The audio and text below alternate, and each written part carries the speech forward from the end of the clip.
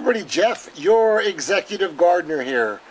So I get a lot of questions, I answer a lot of questions, I respond to a lot of questions on a weekly basis, sometimes daily. Anyway, one of the top questions I have is, where did you get your tower garden? So I'm going to address that, and then I'm going to show you what I'm going to do with my tower garden. I'm going to stock it to the max. This darn tower garden, which cost me about $180, has more than 10 times the amount of food that I've gotten off it so far, and I've only had it for a year and a half, 2 years. So it is the Greenstalk garden. Again, I do not endorse this product. I do not get paid by them. I have a garden, and I show you what works and what doesn't work. This works.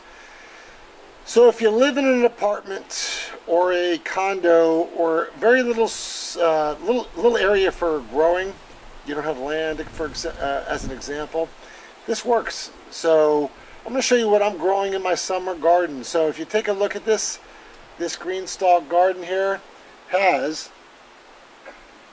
5 levels, okay? So it's 5 times, and there's 5 planting stations around the circumference of this. And in each station there's soil, okay? And I'm going to show you what I'm growing in my Greenstalk garden right now. And if you have a condo or you have an apartment or you have a house, get one of these. There's no excuse for not growing your own food all year. You can have winter crops, fall crops, spring crops, summer crops. And I'll show you, I'm going to stock this thing to the max and show you what I'm going to be growing this spring, summer in my Greenstalk garden. Hang tight. So if you look at the Greenstalk garden, this tower garden at its basics, I do not like hydroponic gardening, my personal preference. But if you look at this garden, again, you have 5 levels, 5 grow stations. Here's one, okay? So in each grow station, the great thing about this is that you can change out your soil and replenish the nutrients in your soil each time, each season, okay? So what I've done here is when I pull the crops out, I pull all the roots and other stuff, and I replenish it with new potting mix, okay? And you can watch another episode to watch what I put in my potting mix. I put a nitrogen, a phosphorus, potassium, and other micronutrients in a 2.5 gallon container. I mix it up. I also put worm castings, okay, live worm castings, in addition to live composting worms in each of these containers, okay? So if you actually dig down into this container, you'll find lots of composting worms putting off castings for all the plants that are in here. So each level that you look at has numerous hundreds of composting worms in it, and they certainly feed off the composting material that's in each level. Now, so what I do here, is I dig a hole in each level, okay? And just to reiterate for those that haven't seen my past videos, as you'll see there, each level has a reservoir. You water it from the top in the Greenstalk garden. You put water in here, and let me see if I can get in here. You'll see there's a little hole, okay? If I can find it. There it is. That little hole goes all the way to the bottom and fills each of those gray reservoirs in each level. That's what it looks like. And that water, you put 1 to 2 gallons a day, it filters down. And the great thing about this is if you live in an apartment or a condo or a house, you don't have a lot of time. The person taking care of your plants, all they have to do is water once a day. And it goes from the top level down to all 25 different parts. And you'll see at the bottom here, I do have a spinner.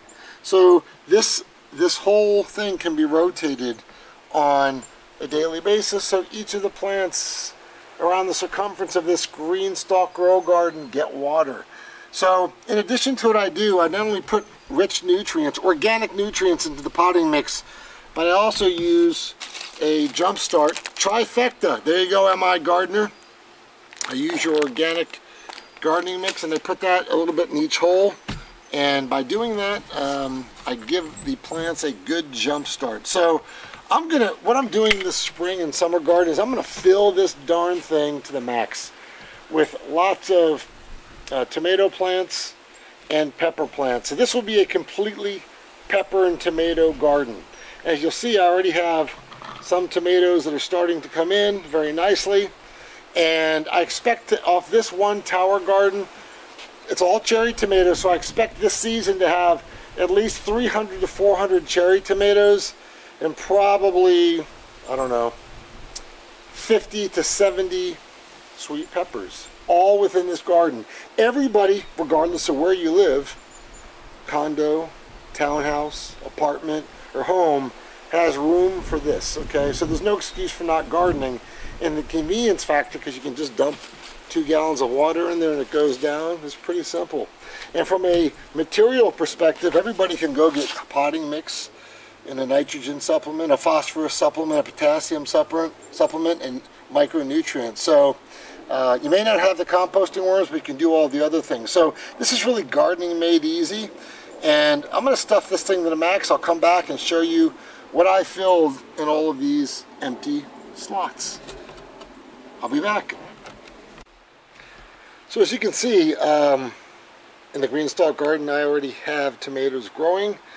And so it looks like I have about all that you can see at the top here is all tomatoes with just tons of blossoms. So I think I have about 8 to 10 tomato plants.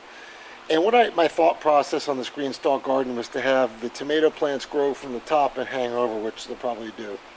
A little bit of a hang. Some of these are more dwarfed variety tomato plants. So I do have them, and I have various colors: green, yellow, black tomatoes, cherry tomatoes, etc. Have some down there, and what I did in the bottom is I planted all my pepper plants at the bottom, so I do have about 9 pepper plants throughout the bottom here, mostly on one side that should produce a lot of pepper. So when you have this garden, you got to be very careful when you plant. You want to plant these things so they're facing out a little bit, so they grow out this way and not up into that into the tower. So that's what I've done. As you see there, I've replenished the soil. What you see there is perlite. Always use a lot of perlite in your potting mix in addition to nutrients, so you create a lot of air pockets in the soil, so your roots can easily break through the potting mix and breathe. And that is it. So that's all I have for you folks. The Greenstalk garden, I get a ton of questions on this. It is fully charged, so I do have about 8 to 10 pepper plants and about 8 tomato plants, and that's more than my family and I can eat from cherry tomatoes. As I said in the previous video, this will be a race against time, me against the mockingbirds and the blue jays and the cardinals, who all like my cherry tomatoes too. One of the nice things I'm trying to do with this is that if I do it correctly, there's really no place for them to sit on this because it's going to be overgrown on the top. So I'm hoping they don't attack them as much. That's wishful thinking, but we'll see what will happen. So if you haven't got a tower garden and you live in a small space or in a house, wherever, and you want more convenient garden, like I said before, you may want to look at the Greenstalk garden. It's worked for me. It's worked very well. I love soil-based gardening as opposed to hydroponics. To each their own. Until next time, this is Jeff, your executive gardener. Take care. Bye.